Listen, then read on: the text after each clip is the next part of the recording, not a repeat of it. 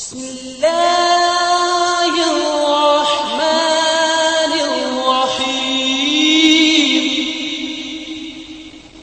السلام علیکم ورحمۃ اللہ وبرکاتہ. نحمده ونصلی علی رسولہ الکریم. اما بعد، دو اہم اصلاحی باتیں عرض کر رہا ہوں.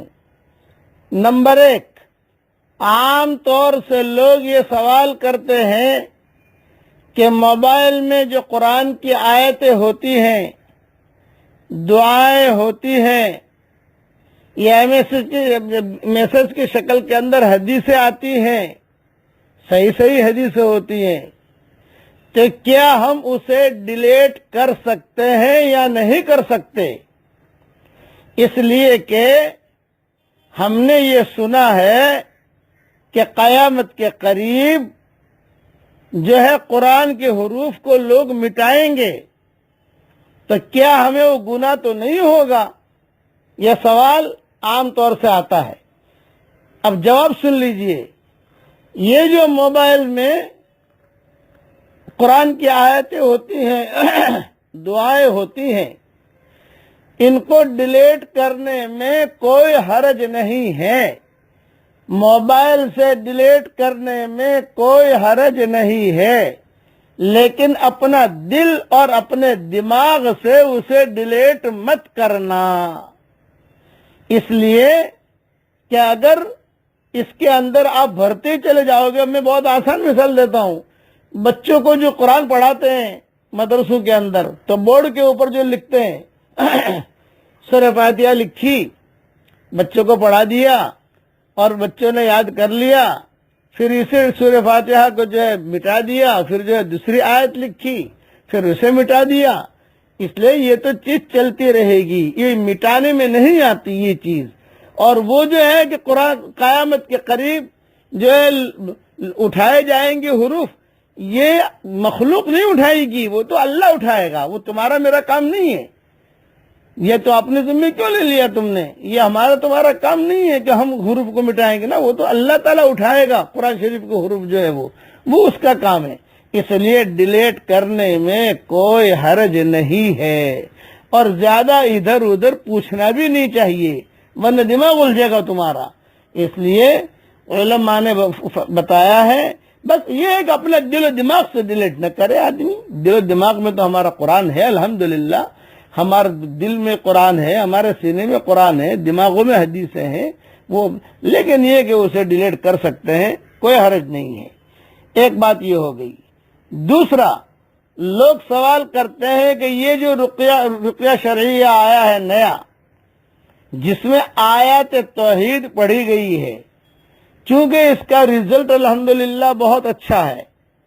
کئی کینسر کے بیمار جو اللہ تعالیٰ نے انہیں شفا دی، جن وغیرہ سے حفاظت ہو گئی الحمدللہ.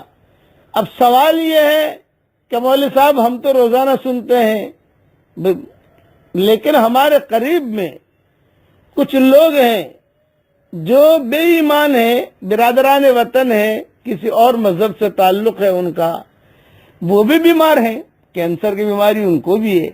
تو کیا یہ رقیہ شرعیہ جس میں آیات توحید بھی ہے، کیا ہم ان کو سننے کے لیے دے سکتے ہیں یا نہیں دے سکتے؟ یہ سوال ہے. جواب سن لیجئے. یہ رقیہ شرعیہ، اس کے اندر صرف اور صرف قرآن کی آیتیں ہیں، ادھر ادھر کی کوئی بات نہیں. لیکن قرآن کی وہ آیتیں ہیں جس کے بارے میں حضور صلی اللہ علیہ وسلم نے بتایا ہے. جیسے منزل، یہ حدیث کی ہے. آیت الکرسی، یہ حدیث کی ہے. اسی طریقے سے سورہ اخلاص، یہ حدیث میں ہے.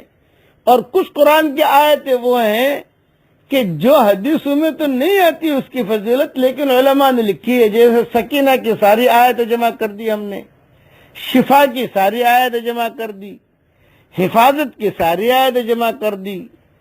تو یہ رقیہ شرعیہ کسی بھی مذہب کا آدمی سن سکتا ہے، شرط یہ کہ دھیان سے سنے اور جو ہے ادب ہو اس کے دل کے اندر.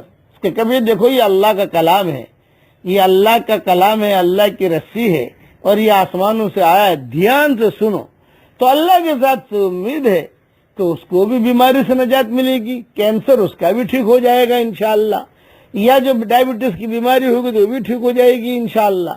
یعنی انہیں دے سکتے ہیں اور ان کو آپ فارورڈ بھی کر سکتے ہیں. کوئی آپ کا پہچان والا ہے، وہ چاہتا ہے کہ ابھی بیچارہ بیمار ہے، کچھ سنے، اس لیے کہ اللہ کا کلام کا پڑھنا بھی عبادت ہے، پڑھنے سے بھی شفا ہوتی ہے، دیکھنے سے بھی شفا ہوتی ہے، سننے سے بھی شفا ہوتی ہے. یہ ذہن میں رکھنا. یا ایھا الناس قد جاءتکم موعظۃ من ربکم وشفاء لما فی الصدور وہدی، یہ اللہ تعالیٰ نے سورہ یونس کے اندر بہت اہتمام سے یہ آیت بیان کی ہے. اس لیے کہ آپ جو ہے برادران وطن کو یا کسی بھی مذہب سے کوئی تعلق والا ہو، اس کو آپ یہ رقیہ شرعیہ دے سکتے ہیں، سنا سکتے ہیں، اس کے موبائل پر بھیج سکتے ہیں. میں دعا کرتا ہوں کہ اللہ تیری مخلوق تیرا کنبہ ہے، جو پریشان حال ہوئے اللہ ان کی پریشانیوں کو دور فرما. آج میرے ساتھ پڑھ لیجئے، سبحان اللہ عدد ما خلق من شیء. اے اللہ تیری پاکی بیان کرتا ہوں تیری ساری مخلوق کی تعداد کے برابر. سبحان اللہ. اللہ تعالیٰ کو کتنی خوشی ہوگی، اللہ تعالیٰ ہم سے خوش ہو جائے. اور یہ رقیہ شرعیہ کے نتائج بہت اچھے ہیں. آپ کو اگر تکلیف نہیں ہے پھر بھی سنیے اور دھیان سے سنیے. اللہ کے ساتھ سے امید ہے کہ تکلیفوں سے محفوظ رہیں گے، اور اگر تکلیف ہوگی تو اللہ تعالیٰ تکلیف بھی دور کرے گا انشاءاللہ. السلام علیکم ورحمۃ اللہ والسلام علیکم ورحمۃ اللہ وبرکاتہ. وآخر دعوانا ان الحمد للہ رب العالمین.